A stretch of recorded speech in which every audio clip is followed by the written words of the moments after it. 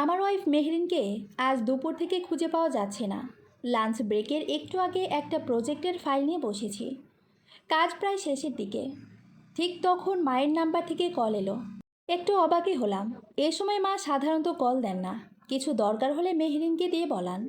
এ যেমন হয়তো মায়ের পান সুপারি ফুরিয়ে গেছে। মা মেহরিনকে বলেন, বৌমা, বাবুকে কল দিলে বলিও তো আসার সময় যেন পান সুপারি নিয়ে আসে। আর সুপারি যেন কাঁচাটা নেয়। গতবার যেই সুপারি আনছিল খাইতে পারি নাই, কেমন একটা গন্ধ করে। মেহেরির মায়ের কথাগুলো হুবহু রিপিট করে, শোনো, আসার সময় মায়ের পান সুপারি আনবা, আর সুপারি কাঁচাটা নিও। গতবার যেই সুপারি আনছিলা মা খেতে পারি নাই, কেমন একটা গন্ধ করে। হাতের কাজ রেখে মায়ের ফোনটা ধরলাম। হ্যালো আম্মা, আসসালামু আলাইকুম। ওয়ালাইকুম আসসালাম। বাবু কোথায় তুই? আমি তো অফিসে। লাঞ্চ করেছিস? এই তো মা এখন করব। বৌমার সাথে কি তোর কথা হয়েছে? না তো। কেন, কি হয়েছে? বৌমা তো বাসায় নাই। কোথায় গেছে, তোকে কি বলে গেছে? বাসায় নাই মানে? কখন গেছে? আমাকে তো কিছু বলেনি। তোমাকে বলে যায়নি? না তো। আমি নামাজ পড়ে একটু বিছানায় হেলান দিয়েছি, কোন ফাঁকে চোখ লেগে এসেছিল। রাহির কান্না শুনে ঘুম ভাঙে। উঠে দেখি রাহি ঘরে একা কাঁদছে, আর মেন গেট বাহিরে থেকে আটকানো। রাহি আমার 2.5 বছরের ছেলে। আমাকে তো কিছু বলেনি। দেখো হয়তো আশেপাশে কোথায় আছে। আশেপাশে কোথায় যাবে? কখনো তো কোথাও যায় না। আমি পাশের বাসার নীলুকে কল দিয়ে দরজা খুলে নিলাম। এভাবে বাইরে থেকে গেট আটকে যাবার মতো মেয়েও না। তুই একটু দেখ তো, বৌমার বোনের ওখানে ফোন দিয়ে, হয়তো ওই বাসায় গেছে। মেহরিনের ফুফাতো বোন নওশিন আপা, ওনার বাসা মিরপুরে। এত দূর গেলে মাকে না জানিয়ে বাইরে থেকে গেট লাগিয়ে তো যাবার কথা না। আচ্ছা মা, আমি দেখছি। আর শোন, রাহি তো খুব কান্না করছে, মামা করে বাড়ি মাথায় তুলেছে। আমি তো সামলাতে পারছি না ওকে। তুই ওকে মোবাইলে একটু কার্টুন চালু করে দাও, হয়তো কান্না থামবে ওর। ফোন রেখে মেহরিনের ফোনে কল দিলাম। মোবাইল সুইচ অফ দেখাচ্ছে। আমাদের ঝগড়া হলেও এমন মোবাইল অফ করে রাখে। মনে করার চেষ্টা করলাম আজ সকালে বা গতকাল রাতে ওর সাথে কোনো কিছু নিয়ে ঝগড়া হয়েছে কিনা। সাধারণত ওর সাথে আমার ঝগড়া তেমন একটা হয় না। এর কারণ হলো, ও যখন কোনো কিছু নিয়ে রেগে যায় আমি তখন চুপচাপ থাকি। কারণ আমি কোনো না কোনো ভুল করে ফেলি। চিনি আনতে বলে লবণ আনি, বিছানায় ময়লা কাপড় ছুঁড়ে ফেলে দিই, বাথরুমের স্যান্ডেল পরেই রুমে চলে আসি। বিবাহ বার্ষিকী ভুলে যায়, বাসায় এসেও অফিসের কাজ নিয়ে বসি। আরও এমন অনেক ভুল আমার। মেহরিন দেখতে দেখতে একসময় রেগে যায়, আর তারপর এক নাগাড়ে বকবক করতেই থাকে। আর আমি এক ফাঁকে টুক করে বলে ফেলি, আমার ভুল হয়ে গেছে হরিণ, আর এমন হবে না। মাঝে মাঝে ওকে আমি হরিণ বলে ডাকি। মেহরিনের মেয়ে বাদ দিলে হরিণ। আবার কখনো কখনো মেহু বলি। এই কথার পরে রাগে বলক আসা মানুষেরও রাগ পড়ে যেতে বাধ্য। মেহুও একটু নরম হয়। এই কথা তুমি আগেও অনেকবার বোঝো, কিন্তু বারবার তোমার ভুল হয়। আমি তখন কানে ধরে বলি, এবারের মতো দেখো, সত্যি এমন আর করব না। যদি বলো কানে ধরে ওঠবোস করি। মেহেরিন হেসে ফেলে। এই হলো আমার আর মেহেরিনের ঝগড়ার পাণ্ডুলিপি। তবে গতকাল রাতে বা আজ সকালে এমন কিছুই তো হয়নি। সকালে মেহু হাসি মুখে আমাকে বিদায় দিয়েছে। রোজকার মতো বেরোনোর সময় বলে দিয়েছে, দুপুরে সময় মতো খেয়ে নিও কিন্তু। তারপর আমি চোখের আড়াল না হয়ে যাওয়া পর্যন্ত রাস্তার দিকের বেলকনি গ্রিল ধরে দাঁড়িয়ে থেকেছে। আমার অফিস যাওয়ার সময় রোজ এভাবেই ও দাঁড়িয়ে থাকে, আর আমিও ঘাড় ঘুরিয়ে হাত নাড়িয়ে বিদায় জানাই। এমন সময়ে আমার মনে হয় জীবন অনেক বেশি সুন্দর। মেহেরিন হয়তো আশেপাশে কোনো বাসায় গিয়েছে, কিন্তু মাকে না বলে তো যাবার কথাও না।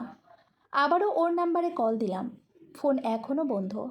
আমার কেন জানি অস্থির লাগতে শুরু করেছে, যদিও অস্থির হবার মতো তেমন কিছু ঘটেনি। হয়তো মেহুর ফোনে চার্জ নেই, হয়তো কোনো ইমার্জেন্সি এসে পড়েছিল, তাই তাড়াহুড়ো করে বেরিয়ে পড়েছে। দ্রুত মেহুর ফুফাতো বোনকে কল দিলাম। হয়তো জরুরি কোনো কাজে ওই বাসায় যেতেও পারে। হ্যালো নওশিন আপু, আসসালামু আলাইকুম। ওয়ালাইকুম আসসালাম। কী খবর আদনান, কেমন আছো? এই তো আপু, আপনারা কেমন আছেন? আলহামদুলিল্লাহ, ভালো। কতদিন হয়ে গেল তোমরা আসো না বলো তো? একদম ভুলেই গেছো। এমন করলে হয়? আত্মস্বজনদের সাথে যোগাযোগ রাখতে হয়। ইচ্ছে তো করে, কিন্তু সময় হয়ে ওঠে না। এটা বললে হবে? সময় করে নিতে হয়। আর মেহেরিন কেমন আছে? ও তো আসতে পারে মাঝে মাঝে। আপু, মেহেরিন কেমন আছে জানতে চাইছে, তার মানে ওই বাসাতে যায়নি। হুম আপু, ও ভালো আছে। রাহিকে নিয়ে খুব ব্যস্ত থাকতে হয়। আচ্ছা আপু, আপনারা আসুন না একদিন। আচ্ছা দেখি, আগে তোমরা এসে ঘুরে যাও। ঠিক আছে আপু, যাব। দুলাভাইকে আমার সালাম দিবেন। এখন রাখছি আপু। আসসালামু আলাইকুম। এবার সত্যিই টেনশন হচ্ছে, মেয়েটা কোথায় গেল হঠাৎ করে? কোনো বিপদ আপদ হয়নি তো আবার? আজকাল কত রকম ঘটনাই তো ঘটছে। এই তো সেদিনই একটা নিউজ দেখলাম, হিংসার বশবর্তী হয়ে প্রতিবেশী এক নারীকে খুন করেছে এক দম্পতি। ধুর, কী সব ভাবছি আমি। এমন কিছুই হয়নি, সব ঠিক আছে। মেহেরিন সুস্থ সবল আছে। মা আবার কল করেছেন, উদ্বিগ্ন কণ্ঠে বললেন, কী রে, বৌমার কোনো খবর পেলি? না মা, এখনও পাইনি। নসীন আপার বাসাতে যায়নি। রাহি কি এখনও কান্না করছে? ওকে দোকান থেকে চিপস আর বেলুন আনিয়ে দিয়েছি, এখন একটু থেমেছে। আচ্ছা, আমি আসছি বাসায়। অফিস থেকে ছুটি নিয়ে বাসায় এলাম। রাহি আমাকে দেখে আবার কান্না শুরু করলো। বাবাই, মাম্মাম নাই। মাম্মাম আমাতে এতালেতে তোলে দেখে। ওকে কোলে নিলাম। না বাবাই, মাম্মাম কোথাও যায়নি, এক্ষুনি চলে আসবে। কেঁদো না বাবাই। তুমি না আমার ব্রেভ বাবাইটা। সন্ধ্যার মধ্যে সম্ভব সব পরিচিত জায়গায় খোঁজ নেওয়া হয়ে গেল। না, কোথাও যায়নি মেহু। ফোনটা এখনও অফ। আতিক বলল, এবার থানায় জানাতে হবে। হাসপাতালগুলোতেও খোঁজ দেখতে হবে। আতিক আমার খুব কাছের বন্ধু। একা একা কেমন অসহায় লাগছিল। কি করব, কি করা উচিত কিছু বুঝতে পারছি না। এমনকি কোথাও কল দিয়ে ঠিকমতো কথা বলারও শক্তি পাচ্ছি না। আতিককে ফোন দিলাম। দোস্ত, তোকে এক্ষুনি একবার আসতে হবে। আমার কণ্ঠে এমন কিছু ছিল যে আতিক আর কিছু জানতে চায়নি। দ্রুত চলে এসেছে। এসে ঠান্ডা মাথায় সব জায়গায় কল দিয়েছে, নাম্বার ধরে ধরে। রাহি ঘুমিয়ে গেছে। ওকে বলেছি, তোমার মামাম তোমার জন্য খেলনা আনতে গেছে, একটু পরেই চলে আসবে, তুমি ঘুমাও। উঠেই দেখবে মাম্মাম তোমার কাছে বসে আছে। এভাবে মিথ্যা বলতে অনেক খারাপ লাগছে, কিন্তু আমার মনে হয়েছে সত্যিই তো মেহরিন কোথাও গেছে। যে কোনো সময় হাজির হয়ে বলবে, কি হলো, আমি তো একটু শপিং মলে গিয়েছিলাম। আর তোমরা সবাইকে কল দিয়ে অস্থির করে ফেলছো। এত অস্থির হতে হয়? আমার বিশ্বাস মেহরিনের কোনো বিপদ হয়নি। থানায় যাবার জন্য আতিক সহ বের হয়েছে। এমন সময় টুক করে ফোনে একটা মেসেজ এলো। আমি ফোনটা হাতে নিয়ে দেখি মেহরিনের নাম্বার থেকে এসেছে। মেসেজ পড়ার আগেই আমি কল দিলাম। আবার সেই এক কথা, এই মুহূর্তে আপনার কাঙ্ক্ষিত নাম্বারটিতে সংযোগ দেওয়া সম্ভব হচ্ছে না। মেসেজ পাঠিয়ে নাম্বার বন্ধ করে ফেলেছে। দ্রুত মেসেজ ওপেন করলাম। মেহুল লিখেছে, আমি চলে গেলাম, আমাকে খুঁজে কোনো লাভ নেই। আমি সজ্ঞানে সুস্থ মস্তিষ্কে অনেক ভেবে তোমাকে ছেড়ে চলে এসেছি। অল্প সময়ের জন্য কিছুটা নিশ্চিত হলাম মেহু সুস্থ আছে, ওর কোনো বিপদ হয়নি। কিন্তু তারপরেই সব কেমন অর্থহীন আর শূন্য লাগতে লাগলো। হাজারটা প্রশ্ন যেন আমাকে চেপে ধরল। মেহরিন কেন এমনটা করবে? কোথায় গেছে ও? রাহিকে রেখে কিভাবে এতটা সময় আছে? এটা কি সত্যি মেহু, নাকি অন্য কেউ ওর ফোন নিয়ে লিখেছে? মেহরিনের মেসেজ পাবার পর আর থানায় যাব কিনা বুঝতে পারছি না। আতিক বলল, ভাবির মেসেজ আসছে। এখন থানায় গিয়ে কি বলবি? নানা রকম উল্টাপাল্টা কথা বলবে পুলিশ। চল বাসায় ফিরে যাই। কিন্তু যদি কোনো বিপদ হয় ওর, সেটাও ঠিক। তবে আমার মনে হয় না তেমন কিছু হয়েছে। ভাবি হয়তো ওনার কোনো পরিচিত কারো বাসায় গিয়েছে, তোর ওপর অভিমান করে। কিন্তু আমার ওপর কী নিয়ে অভিমান করবে? সকালে তো সব ঠিকঠাক ছিল। বন্ধু, এইটাই তো ভুল। নারীর মনকে কবে বুঝতে পেরেছে? এরা যে কী নিয়ে কখন অভিমান করে, রাগ করে, সেটাই তো বোঝা যায় না। তুই আজকাল দেখ, দেখবি ঠিক যোগাযোগ করেছে। আতিকের কথা ঠিক মনে হলেও মনের খচখচিটা রয়ে গেল। শেষ পর্যন্ত থানায় গিয়ে একটা সাধারণ ডায়েরি করলাম, বাসায় ফিরিলাম। রাহে ঘুমিয়ে আছে, হয়তো ভাবছে ঘুম ভেঙে ওর মাকে দেখতে পাবে। সকালে বাচ্চাটাকে কি বলবো, সব চিন্তা করতে করতে মাথাটা দপদপ করতে থাকলো। সারা রাত জেগে কাটলো। বেশ কয়েকবার মেহুর নাম্বারে কল করলাম, বন্ধ দেখালো। আমার শ্বশুরবাড়ির রাজশাহীতে, ওখানে গিয়েছি কিনা জানতে শ্বশুরের নাম্বারে কল দিলাম। রিসিভ করলো মেহরিনের ছোট ভাই মারুফ। মেহরিনকে পাওয়া যাচ্ছে না শুনেই আমার উপর চড়াও হলো। পাওয়া যাচ্ছে না মানে কি? ইয়ার কি হচ্ছে নাকি? কোথায় গুম করে রেখেছেন আমার বোনকে? কী সব বলছো এসব? আমি কেন ওকে গুম করতে যাব? পুলিশ যখন ডিম থেরাপি দিবে তখন বুঝবা কেন গুম করতে যাবা। ফাউল একটা। বাবা কি দেখে যে ওর সাথে আমার বোনটাকে বিয়ে দিল? শালা কুত্তার বাচ্চা। কালকের মধ্যে আমার বোনের খোঁজ চায়, নাইলে তোর গোষ্ঠী শুদ্ধ 12 শিকের ভাত খাইতে হবে। মারুফ মুখ খারাপ করতে শুরু করলে আমি ফোন কেটে দিলাম।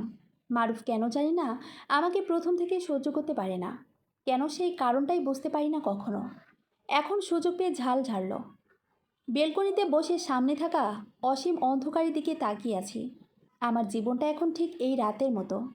মেহেরিন নিজ হাতে এক অসীম আধারের চাদর বিছিয়ে দিল আমার জীবনে। মনে মনে শুধু এইটুকুই বলছি, মেহু, তুমি ফিরে এসো। আর কখনো তোমার কোনো অবহেলা অযত্ন হতে দেব না। একবার শুধু ফিরে এসো। তুমি তো সরাসরি বলতে পারতে কি আমার ভুল, কেন অভিমান করেছ। কিন্তু এমন হঠাৎ বলা নেই, কওয়া নেই আমাকে এ কোন শাস্তি দিচ্ছ। পরের দিন দেখা গেল আমার আলমারির লকারে থাকা নগদ 2 লাখ টাকা। মেহরিনের নামে চেক বই আর ওর গহনা একটাও নেই। তার মানে মেহু নিজে থেকেই চলে গেছে। ওর কিছু কাপড় চোপড়ও সরানো। কাল এসব দেখার কথা মাথায় আসেনি। আজ আলমারিতে হাত দিয়ে বোঝা গেল মেহরিন বেশ গুছিয়ে এ বাসা, এই সংসার ছেড়ে গেছে। ওর ফোনটাও আর খোলা পায়নি। তূর্ণা নিশিতা এক্সপ্রেস 3 ঘন্টা লেটে চলছে। তার মানে দীর্ঘ সময় প্ল্যাটফর্মে বসে থাকতে হবে। খুব অস্থির লাগছে মেহরিনের। শুধু মনে হচ্ছে পরিচিত কেউ দেখে ফেলবে, তারপর তাকে জোর করে ফিরিয়ে নিয়ে যাবে। যদিও এমন ভাবার কোনো কারণ নেই। এখন পর্যন্ত কেউ কিছু জানে না। মাথা মুখ সব ওড়না দিয়ে ঢেকে বসে আছে ও। ওর বুকের ভেতরটা খুব জোরে ধুকধুক করছে। আবির এদিক ওদিক হাঁটাহাঁটি করছে আর একটার পর একটা সিগারেট ধরাচ্ছে, কিন্তু কোনোটাই পুরোপুরি শেষ করছে না। ও খুব টেনশনে আছে বোঝা যাচ্ছে। এতক্ষণে বাড়িতে সবার জেনে যাবার কথা যে মেহরিন সব ছেড়ে চলে এসেছে। রাহির দাদি ওকে না পেয়ে প্রথমে ভাববে হয়তো বাইরে আশেপাশে খুঁজবে। তারপর দেরি দেখিয়ে আদনানকে ফোন করে যখন বলবেন আদনান কি ভাববে, ও কি খুব কষ্ট পাবে? অবশ্য ওর কষ্ট হবার কথাও না। পুরোপুরি মেশিন টাইপের একটা মানুষ। মাঝে মাঝে সরি বলা ছাড়া আর কোনো ভালোবাসা নেই লোকটার মাঝে। আদনান কি পুলিশের কাছে গেছে? পুলিশ যদি তাকে ধরে ফেলে? ধুর, এটা কি সিনেমা নাকি যে এত জলদি তার নিখোঁজ হবার খবর ছড়িয়ে পড়বে আর পুলিশ ফোর্স নিয়ে বেরিয়ে পড়বে ওকে খুঁজতে। আদনান হয়তো প্রথমে পরিচিত সবার কাছে কল দেবে, তারপর থানায় যাবে। তার আগেই ও মেসেজ পাঠিয়ে দেবে যে ও স্বেচ্ছায় ঘর ছেড়েছে। সামনের একটা লোক ঘুরঘুর করছে আর বারবার ওর দিকে তাকাচ্ছে। আচ্ছা, লোকটা কি আদনানের পরিচিত কেউ? এভাবে ঘুরে ঘুরে ওকে দেখছে কেন? আবার একটু পরপর কাকে যেন ফোন দিচ্ছে লোকটা। ভয়ে আবার গলা শুকিয়ে এলো ওর। নির্ঘাত লোকটা আদনান বা ওর পরিচিত কেউ। এখানে দেখে আদনানকে কল করেছে। ওড়নাটা টেনে আরেকটু নামিয়ে দিল মেহরিন। আবির কাছে এসে দাঁড়ালো। কিছু খাবে? না। ট্রেন কখন আসবে? এই তো 8 ঘন্টা লাগবে। আর আরও 8 ঘন্টা? হুম। আগে জানলে বাসে টিকিট করতাম। আমি তো বাসে জার্নি করতে পারি না, এই জন্যই তো ট্রেনে করলাম। কিন্তু এত জঘন্য টাইম টেবল, কে জানতো? তোমার খিদে পেয়েছে? হুঁ। তুমি সাথে আছো। এখন ক্ষুধা তৃষ্ণা সব মিটে গেছে। খুব বেশি ক্ষুধা পেলে তুমি তো আছোই, তাই না? আমার খুব ভয় করছে আবির। কিসের ভয়? আমি আছি তো। হুম। তুমি বসো, আমি একটু আসছি। আবির চলে গেলে পাশে বসা মহিলাটা একটু কাছে সরে এলো। আপনার স্বামী লাগে? মেহরিম চমকে ওঠে। সত্যি তো। আবির তার কি হয়? কোন ভরসায় সব সম্পর্ক চুকিয়ে দিয়ে ওর হাত ধরে অজানার উদ্দেশ্যে পাড়ি জমিয়েছে? আপনি গো মানাইছে খুব। যেমন বর তেমন তার বউ। তয় আপনার স্বামী অনেক বেশি সুন্দর আফা। এই কথা শুনে মেহরিনের ভালো লাগে। সত্যি, ওকে আবিরের সাথে খুব মানায়। এত সুন্দর দেখতে আবির, আরও নিজেও বা কম কিসে। তারপরেও আবির একটু বেশিই ভালো। ওর মতো ছেলে যে মেহরিনকে ভালোবেসে গ্রহণ করেছে, এটাই ওর জন্য অনেক সৌভাগ্যের। আবির না এলে ওর জীবনটা একঘেয়ে চাকায় ঘুরতে ঘুরতে ফুরিয়ে যেত। আর এখন সব ছেড়ে এসে কী সব ভেবে মন খারাপ করছে ও। আবির তো বলেছে ওরা চিটাগাং গিয়েই বিয়ে করবে। ওর এক বন্ধুর বাসায় উঠবে। ওই বন্ধু সব অ্যারেঞ্জ করে রেখেছে। এমনিতেই আবির ফাজলামো করে, তবে কখনো কোনো অসভ্যতামি করেনি ওর সাথে। একটু আধটু হাত ধরা ছাড়া বেশি কিছু চায়নি কখনো। সরাসরি বিয়ে করতে চেয়েছে। খারাপ কিছু মনে থাকলে নিশ্চয়ই সুযোগ নিত, আর সেও হয়তো বাধা দিতে পারতো না। আদনানের সাথে সত্যিই হাঁপিয়ে উঠেছিল ও। একটা দায়িত্ব পালনের মেশিন হয়ে গিয়েছিল যেন। আর তাছাড়া আদনানের সাথে কি ওর যায়? কি দেখে যে এখানে বিয়ে দিয়েছিল বাবা মা। বাবাকে বরাবরই ভয় পায় মেহরিন। এত যে বড় হয়েছে, এখনও বাবার মুখের ওপর একটা কথাও বলতে পারে না। আদনানের বাসা থেকে যখন প্রস্তাব এলো, ওর বাবা ওকে ডেকে বলল, ছেলেটা ভালো, খুব ভালো ফ্যামিলি, তোমাকে ওদের খুব পছন্দ হয়েছে। মা একবার বলেছিল, কিন্তু বয়স তো বেশি মনে হয়। তুমি বেশি বুঝতে যেও না। স্টাবলিশ ছেলে নিলে তো বয়স বেশিই হবে। কম বয়স নিতে চাইলে ভার্সিটি পড়ুয়া কোনো বেকারের সাথে বিয়ে দিতে হবে। তোমার মেয়ে তো পড়াশোনাতেও লবডঙ্গা। এর চেয়ে ভালো ছেলে কোথায় পাবে? আমি চাই এই ছেলের সাথে মেয়ের বিয়ে দিতে। এটাই শেষ কথা। এর ওপর আর কোনো কথা চলে না মেহরিনদের পরিবারে। আদনানের সাথে বিয়েটা হয়ে গেল। আর তারপর নিত্যদিনের একঘেয়ে সংসার যাপন। কিভাবে কিভাবে যেন রাহিও পৃথিবীতে এলো। ও নিজেও মানিয়ে নিয়েছিল, কিন্তু আবির এসে ওকে জানান দিল কত কিছু পাবার আছে ওর, কতটা ভালোবাসা ওর প্রাপ্য। রাহির জন্য খারাপ লাগছে, কিন্তু ও জানে আদনানের কাছে অনেক ভালো থাকবে রাহি। বাবা হিসেবে আদনান পৃথিবীর সেরা। আচ্ছা, রাহি জেগে ওঠে মাকে না পেয়ে কী করবে? নিশ্চয়ই খুব কান্নাকাটি করবে। মনটা আবার খারাপ হতে শুরু করলো। ট্রেন চলে এসেছে। আবির এসে বলল, জলদি ওঠো। এ বগি, তুমি এগো, আমি লাগেজ নিয়ে আসছি। দৌড়াতে দৌড়াতে এক বগিতে উঠল মেহরিন। টিকিট দেখে সিটে গিয়ে বসলো। যাক, শেষ পর্যন্ত ট্রেনে ওঠা হলো। ওর জীবনের সঠিক ট্রেন। এখন শুধু উদ্যম ছুটবে ও, জীবনকে পুরোপুরি উপভোগ করবে। জানালার পাশেই ছিট পড়েছে। জানালা দিয়ে বাইরেটা একটু দেখে নিল। হুইসেল বাজছে। আবির এখনও আসলো না। টেনশন লাগছে আবার। ও কি দরজার কাছে আসে? গার্ড সবুজ পতাকা নাড়ছে। আবার হুইসেল বাজিয়ে ঝাঁকুনি দিয়ে ট্রেন চলতে শুরু করেছে। মেহরিন যাবার পুরো 48 ঘন্টা পেরিয়ে গেছে। পুলিশ এখনও ওর কোনো ড্রেস পায়নি। অবশ্য ওরা কতটুকু কি চেষ্টা করেছে সেটাই সন্দেহ। মারুফ আমাকে ক্রমাগত হুমকি ধামকি দিচ্ছে। ও আমার নামে মামলা করার প্রস্তুতি নিচ্ছে। আমার শ্বশুরের জন্য এখনও চুপ আছে। এই যখন পরিস্থিতি, দুপুরে একটা আননোন নাম্বার থেকে আমার নাম্বারে কল এলো। হ্যালো, আপনি কে বলছেন? আপনি কে বলছেন প্লিজ? আমাকে চিনবেন না। এখানে কুড়িল সেক্টর 3 একটা অজ্ঞাতনামা মহিলার লাশ পাওয়া গেছে। তার হাত ব্যাগে থাকা নোটবুক থেকে রাহের আব্বু লেখা এই নাম্বার পাওয়া গেছে। আপনি কি রাহের আব্বু? আমার ভেতরটা স্থির হয়ে গেল। বুকের ভেতর হু হু করছে।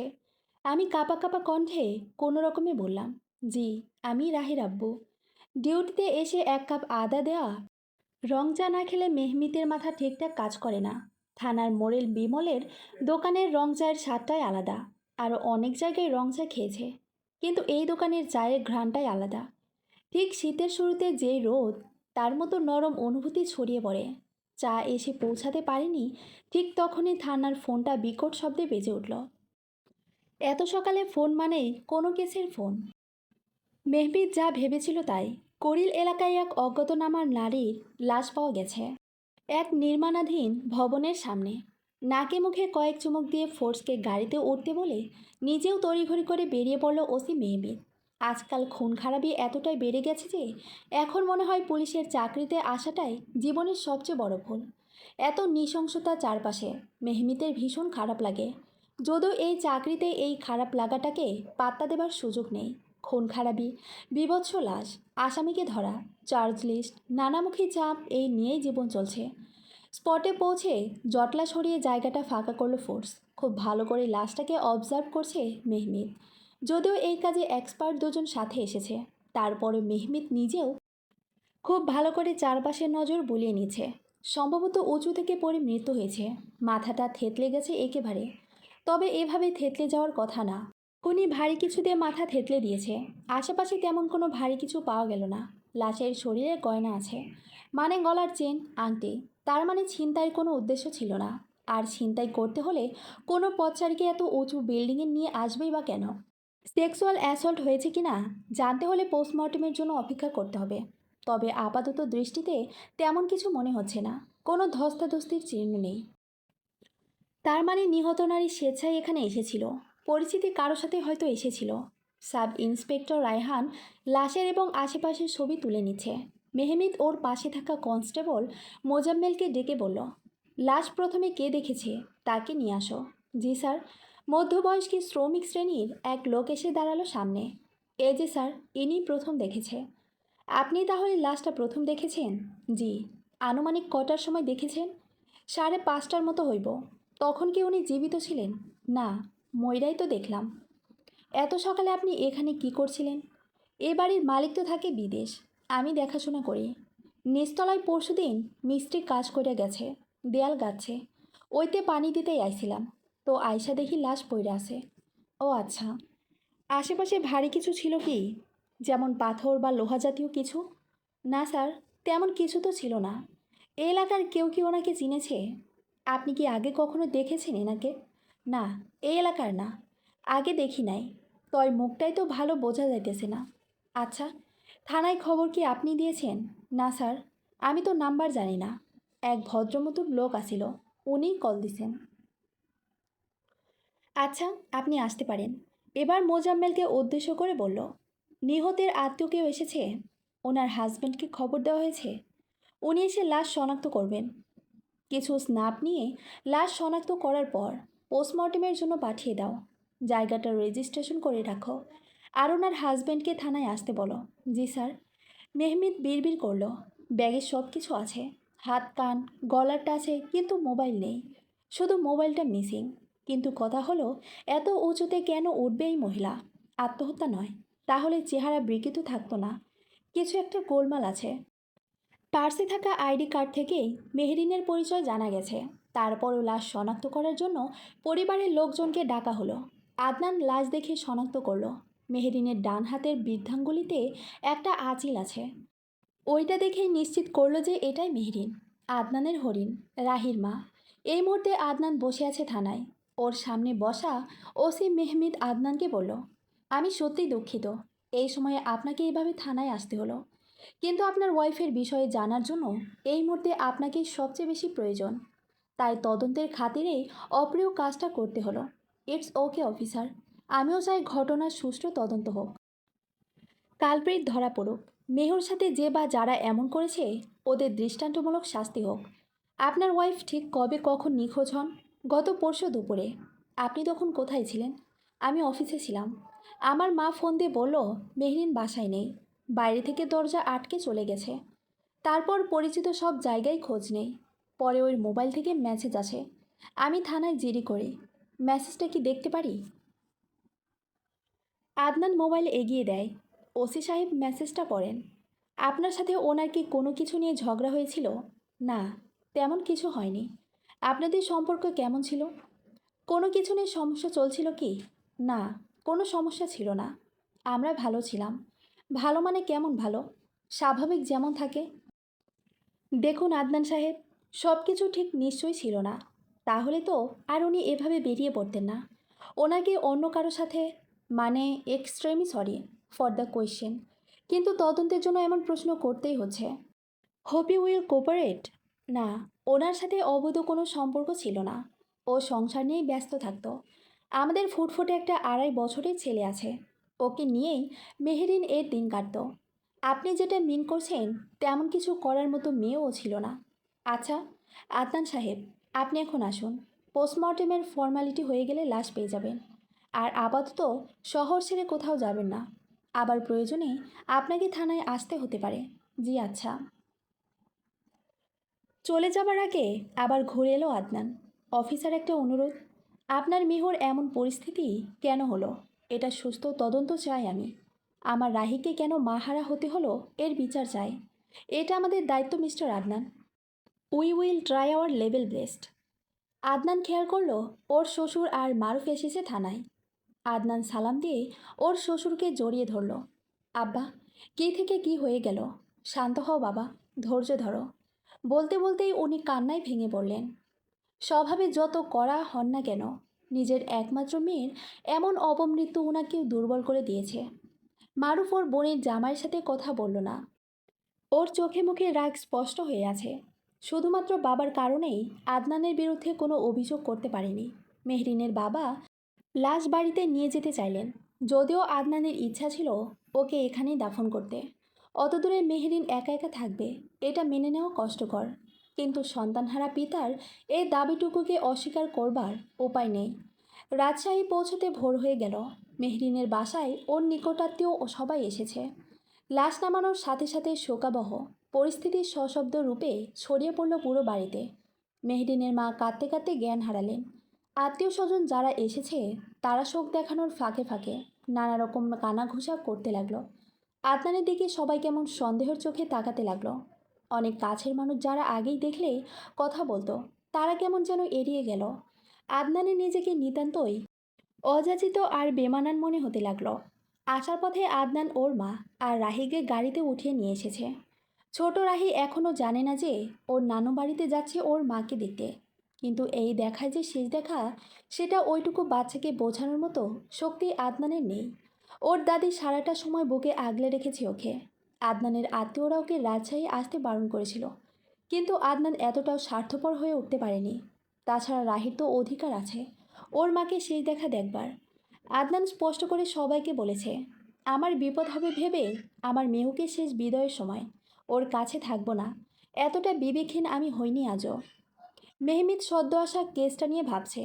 একজনের ওয়াইফ, যার কিনা সুখের সংসার, স্বামীর সাথে কোনো সমস্যা নেই, সে এক দুপুরে বলা নেই কও নেই বাসা থেকে চলে গেল। তারপর একদিন পর হঠাৎ তার লাশ পাওয়া গেল। খুনটা কে করতে পারে?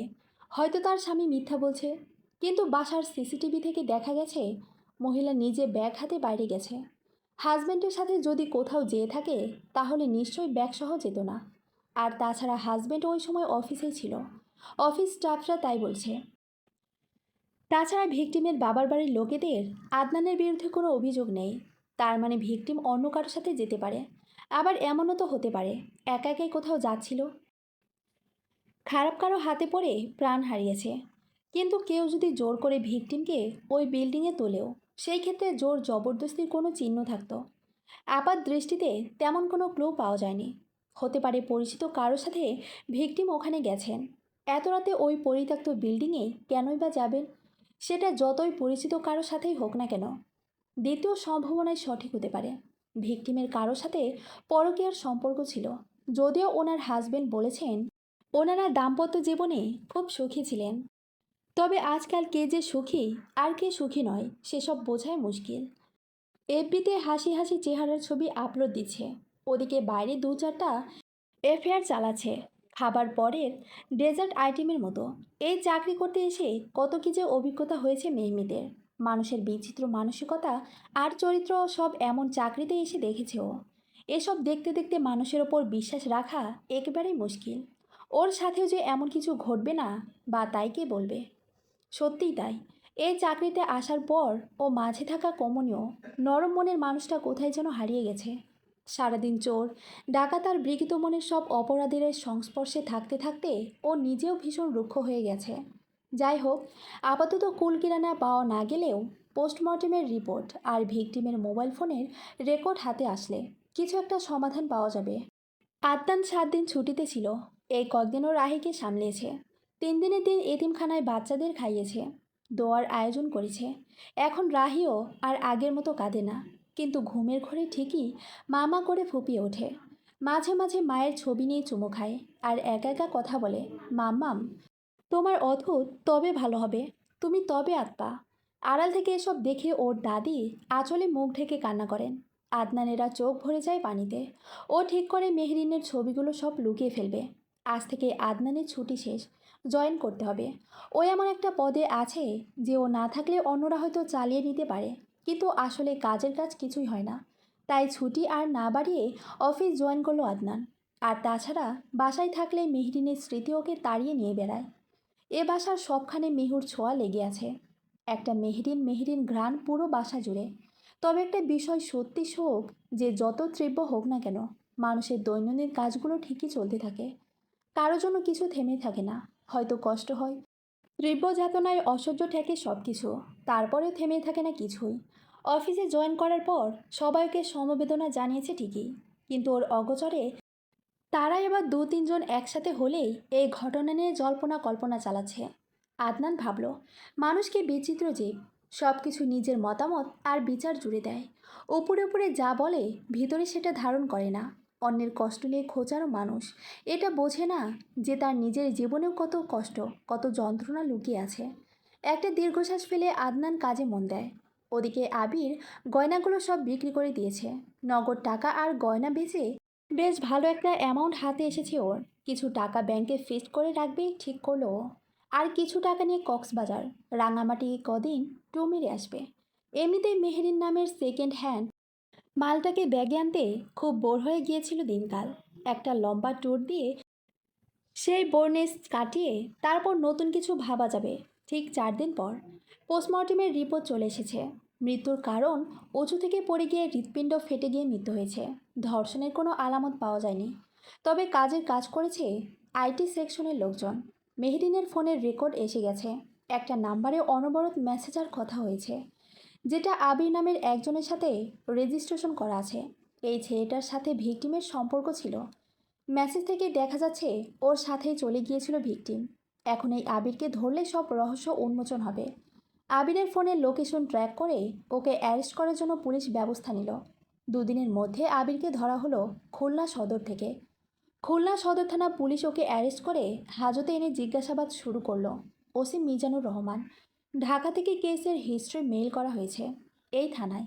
সম্ভবত পরকীয়ার কেস। সামনের টেবিলে হাতে ডান্ডা রেখে প্রশ্ন করল মিজানুর রহমান, আপনি আবির হোসেন? জি। হোসেন না, আহমেদ। ও আচ্ছা, মেহরিন নামে কাউকে চিনেন? কোন মেহরিন? ওরে শালা, এ তো পুরাই নাটকে দেখছি। যেই মেহরিনকে নিয়ে পালিয়ে চিটাগাং যেতে চাইছিলা। আবির দেখল এক প্রশ্নেই আপনি থেকে তুমিতে নেমে এসেছে। সামনে থাকা রুক্ষ চেহারার ওসি কাঁপা কাঁপা কণ্ঠে বলল, আমি কাউকে নিয়ে পালিয়ে যাইনি। মিজানুর রহমান পাশে দাঁড়ানো এসআইকে উদ্দেশ্য করে বলল, স্যারের মনে হয় মেমোরি কাজ করছে না, বাফারিং হচ্ছে। রফিক, ওনাদের নেটওয়ার্কের আওতায় আনার ব্যবস্থা করো। কী সব বলেন? এভাবে অযথা থানায় এনে আপনারা আমাকে টর্চার করতে পারেন না। রফিক হালার পুতিরে উল্টাইয়া বাইরাও, তাইলেই বুঝবো আমরা কি পারি আর পারি না। 1 গ্লাস পানি হবে? ওহু, পানি খালি তো মুইতা দিবা হালার পোলা। মেহরিনকে নিয়ে যাবার কথা ঠিকই ছিল, কিন্তু আমি তো শেষ পর্যন্ত ট্রেনে উঠিনি। তা তো আমরা জানি যে তুই ট্রেনে উঠোস নাই। তুই তো ওরে অন্য জায়গায় নিয়ে মেরে ফেলছিস। এইটা কিন্তু বাড়াবাড়ি অফিসার। আমি কেন ওকে মারতে যাব? কি বলেন সব? মারছি ওর টাকার জন্য। টাকার জন্য মারতে হবে কেন? ওর টাকার ব্যাগ তো আমার কাছেই ছিল। এই তো স্বীকার করলি যে ওর টাকা তোর কাছে। না মানে, ও নিজে থেকে দিয়েছে আমাকে, নিজ থেকে দেয়নি। তুই জোর করছিস। আর যখন কথা শোনেনি ওকে ওই বিল্ডিং থেকে ধাক্কা দিয়ে মাইরা ফেলছিস। কোন বিল্ডিং থেকে? আমি তো ওই দিন খুলনার ট্রেনে উঠে খুলনায় চলে আসি। জায়গা মতো বাড়ি পড়লে সত্যি বলবি গাঞ্জাখোর। আর ভেতরে গরম ডিন হান্দাইলে তোর সব সত্যি বাইর হইব। শালা, পরের বউরে নিয়ে আর রং তামাশা করার ক্ষমতাই থাকবো না। মিজানুর রহমান রফিকে ইশারা করতেই আবিরকে নিয়ে যাওয়া হলো একটা অন্ধকার রুমে। আধা ঘন্টা ঝুলে আর্তনাদ করার পর জ্ঞান হারালো আবির। ইন্সপেক্টর মেহমিদ বসে আছে ওনার রুমে। সামনে এসআই রায়হান। রায়হান বলল, স্যার, ওই ছেলে তো এক কথায় আটকে আছে। সে ওই দিন ভিকটিমের সাথে ছিল না, খুলনায় চলে গিয়েছিল। আর খোঁজ নিয়ে দেখেছি ওই ছেলে সত্যিই ওই দিন ট্রেনে খুলনায় গিয়েছিল। পোস্টমর্টেম রিপোর্ট অনুযায়ী যে সময় মৃত্যু হয়েছে তখন ওই ছেলে ট্রেনে ছিল। তাহলে তো হিসাবে মেলে না। হুম, ও বলছে মেয়েটাকে ট্রেনে তুলে ও আর ওঠেনি। টাকা পয়সা আর গহনার ব্যাগ নিয়ে খুলনাগামী ট্রেনে উঠে পড়েছে। ছেলের নানা বাড়ি খুলনায়, ওখানে গিয়ে উঠেছে। তাহলে মানে ধারায় মেয়েটা আবিরকে না পেয়ে নেমে পড়েছিল। তারপর বেরিয়ে ওখানে ওই বিল্ডিংয়ে কিভাবে কার সাথে গেল এটাই রহস্য। আর হত্যার মোটিভটাও ক্লিয়ার না। না কিছু খোয়া গেছে, না রিপোর্ট হয়েছে, কোনো ধস্তাধস্তির চিহ্নও পাওয়া যায়নি। তাহলে হয়তো আত্মহত্যা করেছে। ছেড়ে দাও রায়হান। কি ছাড়বো স্যার? এই কেসটা ছেড়ে দেবার কথা বলছেন? চাকরিটাও ছেড়ে দাও। সেটা তো ছাড়তে পারলে ভালো হতো। হুম, আর তুমি চাকরি ছাড়লে ডিপার্টমেন্টের ভালো হতো। মানে, তোমার চাকরির বয়স কত? এত বোকা হলে এই সেক্টরে আছো কিভাবে? ধরলাম আত্মহত্যা করেছে, কিন্তু মুখটা থেতলে দিল কে? সরি স্যার, মাথাতেই ছিল না। মাথাটাই একটু এসবও রাখো। সারাদিন তো শুধু চ্যাটিং আর গেম থাকে মাথায়।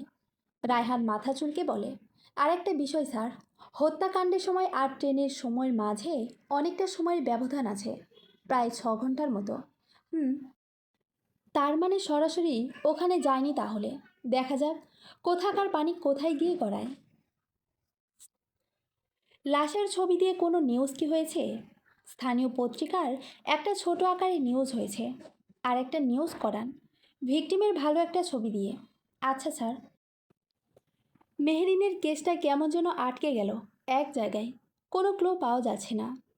কার সাথে কিভাবে মেয়েটা ওখানে গেল, কেনই বা গেল, এই প্রশ্নের উত্তর পাওয়া যাচ্ছে না। মেহমিদ নানা দিক দিয়ে ভাবছে, কিন্তু কোনো কিছুর হদিস পাচ্ছে না। ওই দিন মেহরিন বাসায় ফিরে যায়নি।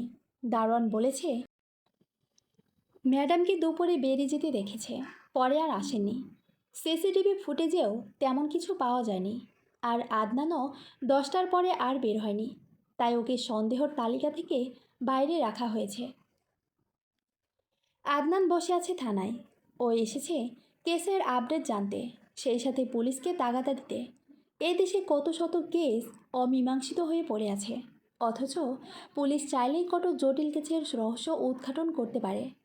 কেসের ইনচার্জ মেহমিদ বাইরে ছিল। আধ ঘন্টা পরে ফিরে এলে আদনান উঠে হাত মেলালো। মেহমিদ বলল, কী খবর আদনান সাহেব? খবর তো আপনার কাছে। আমার ওয়াইফের খুনির কি কোনো হদিস মিলল? এখনও তেমন কিছু পাওয়া যায়নি, তবে আমরা চেষ্টা করে যাচ্ছি। বোঝেনি তো, এমন নির্জন একটা এলাকায় ওনার মৃত্যু হয়েছে, কারো চোখে তেমন কিছু পড়েনি। আর ওই এলাকার রাস্তায় একটাই সিসিটিভি ছিল, তাও আবার নষ্ট। তাই বলে কি খুনি ধরাছোঁয়ার বাইরে থেকে যাবে? তা কেন? আমরা লেগে আছি, কিন্তু একটা ক্লু অবশ্যই বেরিয়ে আসবে। তাই যেন হয়। আজ উঠি তবে। আদনানকে বললেও নিজেকে সান্ত্বনা দিতে পারল না মেহমিদ। কেন যেন কেসটা এক জায়গায় স্থির হয়ে গেছে। প্রথমে একটা সরল কেস মনে হলেও এখন মনে হচ্ছে ভীষণ গোলমেলে একটা কেস। ওই এলাকার সব সন্ত্রাসী আর ছিনতাইকারীদের সাথে কথা হয়েছে। ওরা কেউই এই বিষয়ে জানে না। সোর্সরাও তেমন কোনো তথ্য দিতে পারেনি। এই যখন পরিস্থিতি, এক দুপুরে মেহমিদের নাম্বারে একটা কল এলো। ফারিয়া নামের একজন ফোন করলো। আসসালামু আলাইকুম, আমি মেহরিনের বন্ধু। যেই মেহরিনের খুনের কেস নিয়ে আপনি কাজ করছেন। জি বলুন। মেহরিন আমার কলেজের বন্ধু। ঘটনার দিন নাকি মেহরিন আমার বাসার সামনে এসেছিল। দারোয়ানকেও বলেছে ভেতরে আসার কথা, কিন্তু পরে একটা গাড়ি এসে থামে আর ও ওটাতে উঠে চলে যায়। গাড়ির নাম্বার আর কে ছিল, গাড়িতে এসব কিছু কি জানতে পেরেছেন? আমি ঠিক জানি না, দারোয়ান বলতে পারবে। আপনি এতদিন পরে এটা জানালেন যে? দারোয়ান আমাকে গতকালকেই বলল। ওনার নাকি মনে ছিল না। দারোয়ানের সাথে আমরা একটু কথা বলতে চাই। উনি যেন কাল ওখানে থাকেন। জি আচ্ছা। পরদিন এসআই রাহুল সহ মেহমিদ ওই বাসায় গেল, কিন্তু দারোয়ান নাকি ওই দিন আসেনি। পরের দিনে যখন দারোয়ান লাপাত্তা, তখন ওই বাসার লোকজন থানায় জানালো। একদিন পর দারোয়ানের লাশ পাওয়া গেল শ্যাওলাপাড়ার এক ডাস্টবিনে। দারোয়ান মন্টু থাকতো ফারিয়াদের অ্যাপার্টমেন্টের গ্রাউন্ড ফ্লোরের স্টাফ রুমে। শিফটের ডিউটি করত। রাতে ডিউটি থাকলে দিনে ঘুমাতো, আর দিনে ডিউটি থাকলে রাতে ঘুমাতো। সেদিন দিনের বেলা ডিউটি শেষ করে কাজ করে বলে বেরিয়ে পড়ে, কিন্তু রাতে আর ফিরে আসে না। মন্টু কি তোমাকে জানিয়েছিল যে রাতে ফিরবে না? আরেক দারোয়ান শাহজাহান আলীকে প্রশ্ন করতেই বলল, না স্যার। তুমি খোঁজ নাওনি কেন ফেরেনি? জি না, একটা লোক ফিরল না, আর তুমি একটা খোঁজ পর্যন্ত নিলে না। শাহজাহান আলী কাচুমাচু করতে লাগলো। কি হলো, কথা বলছো না কেন? নাকি তুমি জানতে চেয়ে ওর খোঁজ নিয়ে কোনো লাভ নাই? ও এই দুনিয়াতেই নাই। না না স্যার, আমি কেমনে জানবো? তাহলে কল দিলে না কেন? ওই তো মাঝে মাঝে বাইরে রাত কাটাইতো। কেন? বাইরে কেন রাত কাটাতো? না মানে, ওই বাজারি মাইয়া মানুষের কাছে যাইত। হের বউ বাচ্চা দেশের বাড়ি থাকে, বছরে এক দুবার বাড়ির যায়, তাই মাঝে মাঝে একটু ওইসব জায়গায় যাইতো। তুমিও কি এমন যাও মাঝে মাঝে? দাঁতে জিভ কেটে শাহজাহান বলে ওঠে, নাউজুবিল্লাহ। আমি 5 ওয়াক্ত নামাজ পড়ি স্যার। ওইসব দিকে আমার নজর নাই স্যার। বুঝলাম। তো মন্টু কি কালকেও এমন কারো কাছে গিয়েছিল? আমি জানি না স্যার। সত্যিই জানো না? থানায় নিয়ে গেলে ঠিক কথা বের হবে। একসাথে ডিউটি করো আর কিছুই জানো না। মায়ের কসম, আমি জানি না স্যার। তয় একটা কথাই মনে পড়ছে স্যার। এই তো থানার কথা শুনেই মেমোরি কাজ করতে শুরু করছে। 2 দিন আগে কার লগে জানি ফোনে কথা কইতেছিল মন্টু। টাকা পয়সা নিয়ে কী যেন বলতেছিল। কি বলতেছিল আমি পুরা শুনি নাই, তয় এইটা কানে আসছে। কারে জানি বলতেছে, এর চেয়ে কম হইলে মুখ বন্ধ হইব না। কারো নাম নিতে শুনেছ? না স্যার, আর কিছু শুনি নাই। শেওড়াপাড়ায় মন্টু কি কোনো মেয়ের কাছে গিয়েছিল? সেসব নিয়ে কোনো ঝামেলা লেগে মরতে হয়েছে? নাকি মেহেরিন হত্যাকাণ্ডের সাথে এই খুনের কোনো সম্পর্ক আছে? প্রশ্নগুলো মাথায় ঘুরঘুর করতে থাকলো মেহমিদের। এটা কি কাকতালীয় যে পুলিশ যেদিন মন্টুর সাথে দেখা করবে বলে জানিয়েছে সেদিনই ওর লাশ পাওয়া গেল? শেওড়াপাড়ায় ফোর্স লাগিয়ে তেমন কোনো তথ্য পাওয়া গেল না।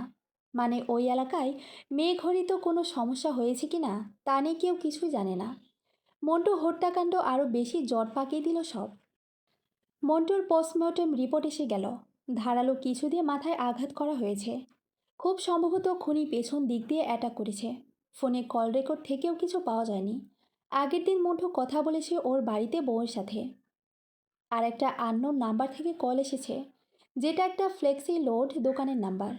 ওই দোকানে গিয়েও কোনো তথ্য পাওয়া গেল না। কে কখন কল করছে সেসব মনে রাখা সম্ভব না। আদনানের মন খুবই খারাপ। সে ভেবেছিল মেহরিন কোনো কারণে অভিমান করে ঘর ছেড়েছে, কিংবা হয়তো আদনানকে সারপ্রাইজ দেবে, তাই এমন করে লুকিয়েছে। কারণ দুদিন পরে ওদের বিবাহ বার্ষিকী ছিল।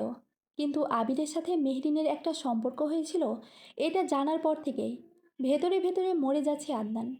আবির আদনানের দূর সম্পর্কে চাচাতো ভাই। ঢাকা বিশ্ববিদ্যালয়ে মাস্টার্স করছে। 1 বছর আগে একবার হলে ঝামেলা হলো। কর্তৃপক্ষ রাতারাতি হল ছাড়ার নির্দেশ দিল। ঢাকায় আত্মীয় বলতে আদনান ভাই। এত রাতে উপায় না দেখে আবির ফোন দিল আদনানকে। ভাইয়া, হল তো হঠাৎ বন্ধ হয়ে গেল। এত রাতে কোথায় যাব বুঝতে পারছি না। তোমার ওখানে কি যাওয়া যাবে? কেন যাবে না? পাগল নাকি? ওখানের একটু থাকার দরকার নেই। কখন কি বিপদ হয়, তুই জলদি চলে আয়। একদিন দুদিন করে প্রায় 1 মাস থাকলো আবির। তবে আদনানের আপত্তি না থাকলেও মেহরিন খুব বিরক্ত হয়ে গেল। আদনানকে বলেই ফেলল, এমন ফ্ল্যাট বাসায় বাইরের একজন সবসময় ঘরে থাকলে কেমন লাগে? কেন, কি সমস্যা? কি সমস্যা মানে? বাসায় ফ্রিভাবে চলাফেরা করা যায়। হুট করে ডাইনিংয়ে না হয়, ড্রয়িং রুমে যদি অন্য কোনো পরপুরুষ ঘুরঘুর করে ভালো লাগে। পরপুরুষ কাকে বলছো? আবির আমাদের পরিবারের একজন, তোমার কাছের লোক, কিন্তু আমার তো অস্বস্তি লাগে। আচ্ছা, আমি ওকে বলে দেব যেন যতটা সম্ভব ওর রুমেই থাকে। আরে না, ওসব বলতে চেও না একদম। কিন্তু মেহরিনের বিরক্তি দিনকে দিন চরমে পৌঁছালো। এই নিয়ে আদনানের সাথে খুটখাট লেগেই থাকলো। ভাগ্যিস 1 মাস পর হল খুলে দিল, আবির চলে গেল। না হয়তো মেহরিন কবে কখন কী যে বলে বসতো আবিরকে। আদনান সেই ভয়েই থাকতো। সেই আবিরের সাথেই মেহরিন অবৈধ সম্পর্কে জড়িয়ে গেল। ওর জন্য আদনানকে, একমাত্র সন্তান রাহিকে ছেড়ে যেতে পারলো। কিভাবে কি হলো? মানুষের মনে এত বিচিত্র কেন? সম্পর্কে কি তবে এতটাই ঠুনকো আর মূল্যহীন? এতদিনে সে একেবারের জন্য বুঝতে পারেনি মেহরিন তাকে ভালোবাসে না, শুধু জীবন যাপনের দৃশ্যটুকু এঁকে গিয়েছে। ভেতরে ভেতরে যে মেহরিন তার ছিল না, এটা বিশ্বাস করতেই বুকটা হাহাকার করে উঠছে আদনানের। মেহরিনের কপট রাগ, আদরে গলে যাওয়া, আদনানের সেবা যত্ন সব সব প্রায় নিতান্তই অভ্যাস হয়েছিল মাত্র অথবা কর্তব্য। আদনানের ভীষণ রাগ হতে লাগলো মেহরিনের ওপর। কপালের রগ দুটো ফুলে উঠেছে। মাথাটা প্রচণ্ড ব্যথা করছে। দাঁতে দাঁত চেপে নিজেকে শান্ত করলো আদনান। ওয়াশরুমে ঢুকে কলের নিচে মাথা দিয়ে থাকলো বেশ খানিকটা সময়। আদনানের ফোনে ওসি মেহমিদের কল আসলো বিকাল 4টা নাগাদ। আদনানকে এক্ষুনি একবার থানায় যেতে হবে, ভীষণ জরুরি দরকার। অফিস শেষ করেই বেরিয়ে পড়ল ও। জ্যামে বসে নানা কথা মাথায় ঘুরতে লাগলো আদনানের। তাকে এত জরুরি তলব করেছে থানায়। খুনির কথা কি কিছু জানা গেছে? জরুরি কি এমন কথা যে এত জোরালোভাবে ওকে থানায় আসতে বলল অফিসার? গত 18 তারিখ রাতে আপনি কোথায় ছিলেন আদনান সাহেব? 18 তারিখ মানে বুধবার? জি বুধবার। আমি তো বাসাতেই ছিলাম। ওই দিন ছুটিতে ছিলেন আপনি? তা বাসায় থাকার জন্য কি ছুটি নিয়েছিলেন? হুম, ওই দিন ছুটি নিয়েছিলাম। একটু রাজশাহীতে গিয়েছিলাম, তবে রাতেই ব্যাক করেছি। কটা নাগাদ এসেছিলেন? রাত 1:30টা বেজে গিয়েছিল। হুম, ওই দিন মেহেরিনের বান্ধবী ফারিয়ার বাসার দারোয়ান খুন হয়। So sad. তো এর সাথে আমার রাজশাহী যাবার সম্পর্ক কি? সম্পর্ক আছে। ওই দারোয়ান হয়তো মেহরিনের খুনের বিষয়ে কিছু জানতো। মেহরিন ওই দিন ওই অ্যাপার্টমেন্টে গিয়েছিলেন, কিন্তু ভেতরে যাবার আগেই কারোর সাথে গাড়িতে উঠে আবার চলে যান। আমরা এই বিষয়ে মন্টুর সাথে কথা বলতে চেয়েছিলাম, কিন্তু 18 তারিখ সকালে আমাদের ওখানে যাবার কথা, আর সেই রাতেই খুন হয় দারোয়ান মন্টু। ও মাই গড! মেহমিদ তীক্ষ্ণ দৃষ্টিতে তাকিয়ে আছে আদনানের মুখের দিকে। ওর এক্সপ্রেশন দেখে বুঝতে চাইছে আদনান সত্যি বলছে কিনা। এত অবাক হচ্ছেন কেন? আমার তো মনে হয় আপনার ওই দিন রাতে বাইরে থাকার সাথে এর কিছু একটা সম্পর্ক আছে। What? I think you better understand what I mean. But officer, আমি সত্যিই ওদিন রাজশাহী গিয়েছিলাম আমার ওয়াইফের কবর জিয়ারত করতে। আপনি চাইলে আমার শালা মারুফকে কল করে জানতে পারেন, ওর সাথে আমার দেখা হয়েছিল। সে দেখা যাবে। আমি শুধু আমার সন্দেহের কথাটা বললাম। শুধু মারুফ সাহেবের কথার উপর তো আর সব কিছু নির্ভর করবে না। আচ্ছা, ওনার কন্ট্যাক্ট নাম্বারটা দিন প্লিজ। আদনান মারুফের ফোন নাম্বার দিল। যদিও থানাতেও ওদের কন্ট্যাক্ট নাম্বার আছে আদনানের কাছে। সাথে সাথেই মারুফের নাম্বারে কল করলো মেহমিদ। আদনান দেখতে পেল কয়েক সেকেন্ডের মধ্যে অফিসারের মুখটা অন্ধকার হয়ে গেল। ফোন রেখে আদনানের দিকে তাকিয়ে মেহমিদ বলল, আপনি মিথ্যা বলছেন আদনান সাহেব। আপনার সাথে ওই দিন মারুফের দেখাই হয়নি। আপনাকে আপাতত যেতে দিতে পারছি না। আরও কিছু জিজ্ঞাসাবাদ আছে। আদনানকে জিজ্ঞাসাবাদ করেও তেমন কিছুই পাওয়া গেল না। আদনান যে ওই দিন রাজশাহী গেছে তার বিশ্বাসজনক কোনো প্রুফ দিতে পারল না। ওকে ৫৪ ধারায় গ্রেফতার দেখালো পুলিশ। সন্দেহজনক আচরণের কারণে ৩০২ ধারা মোতাবেক আদালতে প্রেরণ করা হলো। ৭ দিনের রিমান্ডের আবেদন করলে ৪ দিনের আবেদন মঞ্জুর করল আদালত। রিমান্ডের প্রথম দিন। একটা ছোট ঘরে টিমটিমে বাতি জ্বলছে। ঘুলঘুলি দিয়ে অল্প রোদ এসে পড়েছে। এক কোণায় একটা ছোট টেবিলের একপাশে আদনান, অপরদিকে মেহমিদ আর রায়হান। মন্টুকে কেন ডেকেছিলেন আদনান সাহেব? আমি মন্টুকে ডাকিনি। ওই দিন মন্টুকে আপনি ডেকে নিয়ে গিয়েছিলেন। কারণ মেহরিনকে বাসার সামনে থেকে পিক করার সময় মন্টু আপনাকে দেখে ফেলেছিল। পরে এটা নিয়ে আপনার কাছে টাকা দাবি করলে ওকে সরিয়ে দিলেন। এসব মন গড়া কথা। আমি কেন ওকে টাকা দেব? কারণ মেহরিনকে যে আপনি মেনেছেন এটা মন্টুর বয়ানে প্রমাণ হয়ে যেত। আমি মেহরিনকে ভালোবাসতাম, ওকে কখনো মারতে পারতাম না। তাহলে কি পেশাদার কাউকে দিয়ে খুন করিয়েছেন? আমি খুন করাইনি। কতবার বলবো? ভালোই ভালোই সবটা স্বীকার করুন। আমি কিছু করিনি, আপনি করেছেন। আপনার ওয়াইফ আবিরের সাথে চলে গিয়েছিল, কিন্তু ফিরে আসার পর আপনাকে যখন বলল তখন রেগে গিয়ে আপনি ওনাকে খুন করেন। আপনার ওয়াইফের এই প্রতারণা আপনি নিতে পারেননি। না, এমন কিছুই হয়নি। মেহেরিন আমার কাছে আসেনি। সব স্বীকার করবেন। আজ মাত্র প্রথম দিন, তাই এখানে আপাতত শেষ করছি। আপনাকে সময় দিলাম। আমাদেরকে হার্ড লাইনে যেতে বাধ্য করবেন না, আশা করি। মার্লিন ক্যাফে অ্যান্ড রেস্টুরেন্ট থেকে একটা কল এলো থানার নাম্বারে। একজন লোক ব্যতিব্যস্ত হয়ে মেহরিনের কেসের ইনচার্জকে চাইল। মেহমিদ ফোন রিসিভ করে বলল, হ্যালো, ওসি মেহমিদ বলছি। স্যার, খুব জরুরি একটা বিষয় নিয়ে কথা বলতে চাই। ওই যে মেহরিন মেয়েটার খুনের বিষয়ে। জি বলুন। ঘটনার দিন ওই ম্যাডাম আমাদের এখানে এসেছিলেন। কি? আচ্ছা, আপনার অ্যাড্রেসটা বলুন। আমি আসছি আপনার ওখানে দেখা করতে। অ্যাড্রেস টুকে নিয়ে রায়হান সহ মার্লিন ক্যাফে অ্যান্ড রেস্টুরেন্টে পৌঁছে গেল মেহমিদ। ছোটোখাটো চেহারার রেস্টুরেন্ট মালিক কফিল উদ্দিন বসে আছে কাউন্টারে। মেহমিদ গিয়ে পরিচয় দিতে উঠে দাঁড়ালো কফিল। একটা কোণার টেবিলে গিয়ে বসলো তিনজন। আপনি কি জানুন বলুন।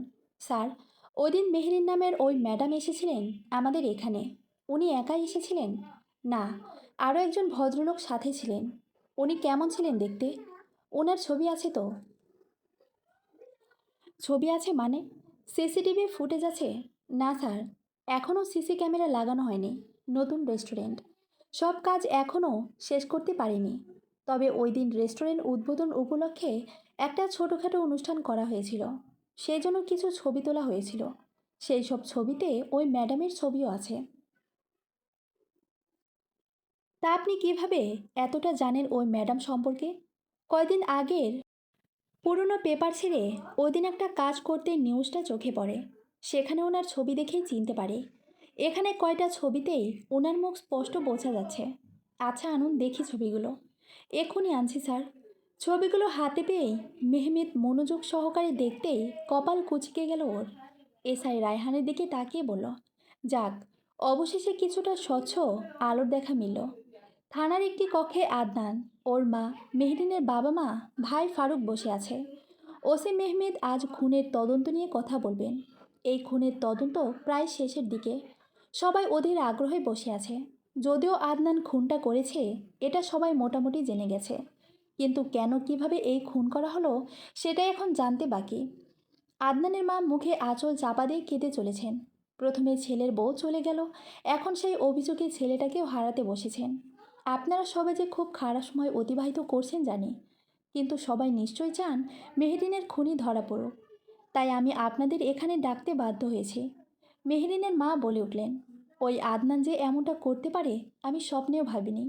আমার মেয়েটা, হুম, মেহেরিন হয়তো একটা ভুল করে বাড়ি ছেড়েছিল, কিন্তু ওই দিন আবিরের সাথেও যায়নি। আবির সেদিন ট্রেনেই ওঠেনি। আর মেহেরিন যখন আবিরকে খুঁজে না পেয়ে ট্রেন থেকে নেমে পড়ে, তখন ওর ফোনটা চুরি হয়ে যায়। তাই ফ্ল্যাক্সিলোডের দোকান থেকে ফোন করে খুব কাছের জনকে, কিন্তু ও তো জানতো না যে ওই কাছের মানুষটাই ওর জীবনটা মাঝপথে থামিয়ে দেবে। আমি কি ঠিক বলছি মিস্টার মারুফ? চমকে ওঠে মারুফ। সবাই তখন অবাক হয়ে মারুফের দিকে ঘোরে। আমি কি বলবো? হুম, আপনি তো বলবেন, কারণ মেহেরিন সেদিন আপনাকেই ফোন দিয়েছিল। মিথ্যে কথা। তাহলে সত্যিটা কি আপনিই বলুন। আমি তো রাজশাহী থাকি, কিন্তু ওই দিন আপনি ঢাকায় এসেছিলেন একটা কাজে, আর মেহেরিনকে জানিয়েওছিলেন। মেহেরিন যখন আবিরের আসল রূপ জানতে পারল, তখন আদনানকে কল করতে সাহস পায়নি। তাই আপনাকে কল করে ওকে নিয়ে যেতে বলেছিল। আপনি বানিয়ে বলছেন আদনানকে বাঁচাতে আমাকে ফাঁসাতে চাইছেন। আপনার সাথে আমাদের কোনো শত্রুতা নেই, কিন্তু আপনার হয়তো মেহরিনের সাথে শত্রুতা ছিল। না না না, এখন আর অস্বীকার করে লাভ নেই। সব প্রমাণ এখন আমাদের হাতে আছে। আপনি মেহরিনকে নিয়ে যে রেস্টুরেন্টে গিয়েছিলেন, সেখানে আপনার সাথে ওর ছবিও পেয়েছি। আমরা যেটা ওই রেস্টুরেন্টের ক্যামেরায় তোলা হয়েছিল ওই দিন। কারণ ওদের একটা অনুষ্ঠান চলছিল তখন। মেহমেদ সবাইকে ছবিগুলো দেখালো। মারুফ এবার মাথা নিচু করে ফেলল। মেহরিনের বাবা চিৎকার করে বলতে থাকলেন, এটা কি শুনছি আমি? মারুফ, কেন এমনটা করলি? নিজের বোনকে কেন খুন করলি? ঠিক করছি আব্বা। আমাদের এছাড়া আর কোনো উপায় ছিল না আব্বা। কি বলছিস এসব? আপনার একের পর এক ব্যবসায় ধ্বংস নামছে। বিশাল ঋণের বোঝা আমাদের মাথায়। দুদিন পর পথে নামতে হবে আমাদের। এর সাথে মেহরিনের কি সম্পর্ক? ওকে কেন খুন করলি তুই? ওর নামে যে কোটি টাকার ইন্স্যুরেন্স করা আছে, ওটার নমিনি তো আপনি আব্বা। তাই ও মরে গেলে আপনি টাকাটা পাবেন। আমাদের সব ঋণ শোধ হয়ে যাবে। আর মেহরিনের মতো মেয়ের বেঁচে থেকে কি হতো? বংশের কুলাঙ্কার একটা। ওর মরে যাওয়াটাই ভালো হয়েছে। হুম, আমি মেরেছি ওকে অফিসার। ও যখন আমাকে সব খুলে বলে, তখন ওকে রেস্টুরেন্টে নিয়ে যায়। জুসে ঘুমের ওষুধ মিশিয়ে খাইয়ে দেয়। তারপর ওকে বলে যে ওই বিল্ডিংয়ে আমার এক বন্ধু থাকে, বউসহ। রাতটা ওখানে থাকতে হবে। তারপর সকালে সব ঝামেলা আমি ঠিক করে দেব। ঘুমের ঘরে থাকাও ও বুঝতেও পারেনি যে ওইটা নির্মাণাধীন ভবন। তারপর 7 তলায় উঠে কিনারায় নিয়ে ওকে ধাক্কা দিয়ে ফেলে দিই আমি। ভেবেছিলাম সব দোষ আবিরের কাঁধে গিয়ে পড়বে, কিন্তু ঘরের প্রতিটা মানুষ স্তব্ধ হয়ে রইল। স্বার্থপরতা আর ধোঁকাবাজি যে কতটা ভয়াবহ হতে পারে, তা জলজন্ত প্রমাণ দেখছে সবাই। মেহরিন ধোঁকা দিয়েছে স্বামী সন্তানকে, তার শাস্তিও পেল। আর মারুফ নিজ স্বার্থে নিজের বোনকে খুন করলো, কিন্তু শেষ পর্যন্ত বাঁচতে পারল না। আদনানকে আদালত বেকসুর খালাস দিল, আর মারুফের বিচার শুরু হলো। দুটো পরিবার শোকের অতলান্তিকে ডুবে গেল। আদনান মেহরিনকে মাফ করে দিয়েছে। ওর রাহির মাকেও ঘৃণা করতে চায় না। ছোট্ট রাহিকে বুকে নিয়ে মেহরিনের কবরের পাশে দাঁড়িয়ে নীরবে চোখের জল ফেলল। তারপর মেহরিনের জন্য দোয়া করলো। রাহিও হাত তুলে দোয়া করলো মায়ের জন্য। পরকীয়ার মতো ঘটনাগুলো এভাবেই সমাজের কত কত জীবনকে আধারে ডুবিয়ে দিচ্ছে, সেই সংখ্যা দিনকে দিন বাড়ছে।